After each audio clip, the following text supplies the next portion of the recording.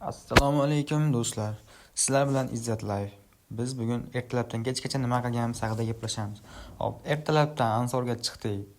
O'rtog'imni ozgina mazgiladim. Zerikib o'tirgan ekan. Hop, uyga keldim. Zerikib ketib yotdim, keyin futbol o'ynayim kelib qoldi. Biz bugun olcha kompot qilishimiz kerak ekan. Voy, shu yerda qaranglar 9-1. 9-1 ham bo'ladimi? Futbol o'ynashni bilmas ekan. Keyin o'zimcha gollarni urganimni videoga oldimda. Video ishlardim, qalay chiqibdi. 10 dan 100 gacha baho beringlar. Uji bo'ldi, yotish jonga tegdi. Ish qilish kerak. Olchani terib, olcha kompotga yopish kerak. Olchalar shirin bo'lib, chotki bo'lib qopti. Hop. Bo'ldi, uji bankka tashidik. Soatimiz 5 bo'libdi, 5. Kompotlarni tayyorlaymiz. Xudo xolasa suvlar qaynagan, bankalar yuvib tozalangan, hamma sayyor. O'sha bo'ldi.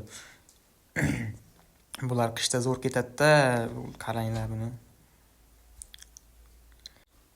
Video yoqqan bo'lsa, obuna va like ni bosish esdan chiqmasin.